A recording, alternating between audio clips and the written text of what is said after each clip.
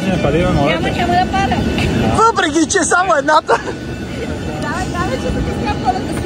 Сега ще ви разкажа една история, в която Виена е не просто архитектура и история, а преживяване. Особено когато преживяването започва с храна.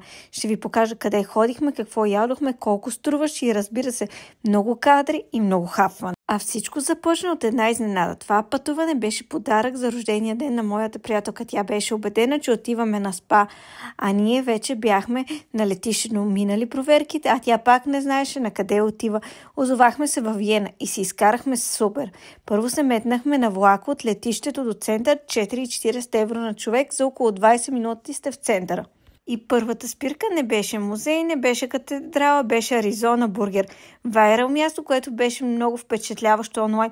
И да си кажа честно, из целия свят сме яли бургери, но тези бяха феноменални. Знам, не е най-типичното за Виена, но ние просто трябваше да ги пробваме. След малко се връщаме към по-виенските неща. След това хранително пиршество беше време малко да влезем в духа на Виена. Продължихме към катедралата Сан Стефан, едно от най-емблематичните места в града. Малко история, малко архитектура и много вау моменти.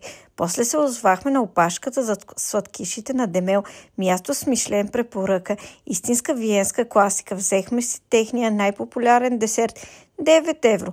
Поливат го със сладко, а реално представляват накъсани палачинки. Сладкото не е нещо особено, но десерта уха е невероятно и е задължително да се пробва.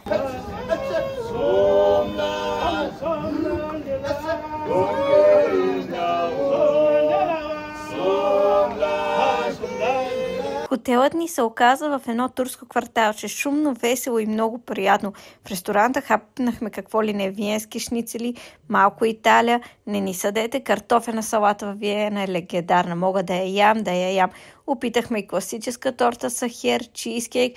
Цяла вечеря за 4 ни излезе 120 евро. Хотелът ни беше 90 евро. На следващия ден деня ни започна с бюджетно кафенце от Lidl. 1 евро за кафе, а ако си носиш чашка, 60 цента. Как да не започнеш деня щастлив? Тук във Виена почти навсякъде се доплаща, дори в супермаркет. Ако водата е 1 евро, даваш още 25 цента депозит за бутилката. Всичко се плаща, всичко се връща. Продължихме с разходка по пазара. Шумен, колоритен, много лудница, но атмосферата е невероятна. Черпиха ни мандарини. Аромата идва от всяка посока. Не е изцяло местна атмосфера, но беше супер забавно. И както винаги видяхме огромна опашка. А където има опашка, ние сме право там. Хората се редяха за едни прекрасно ухаещи питки. Питки за дюнер. Взехме си само една, колкото да пробваме. Струваше 15 цента. Толкова ефтино и толкова вкусно. После добавихме и малко култура. Покрай парламента, една от най-впечатляващите сгради. Гърците имат Партеона, австрийците своята версия – колони, богини, статуи, красота. След това попаднахме в една градина, където всяка роза имаше своя собствена табелка. Все едно си има сиви, спокойно, красиво, едно толкова много виенско. Уличните музиканти свирят все едно кандидати за виенската филхармония, а ние си вървим и се снимаме като във филм.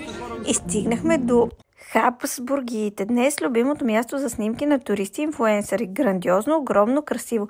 След толкова ходене беше време за още малко традиция. Традицията на храненето. Хапнахме вурчета, всичко с напитки. За двама струваше около 25 евро. След толкова ходене и ядене беше време и за нещо сладко, но не каквото и да е. Посетихме легендарна сладкарница, която има от над 170 години. От 1847 правят торти за императорски балове, за операта, за елита, а ние за 8 евро на парче си бяхме като императори.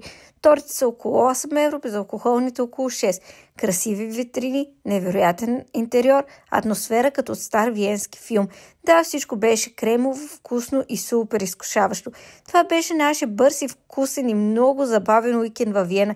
Един, който ще запомним като голямо преживяване.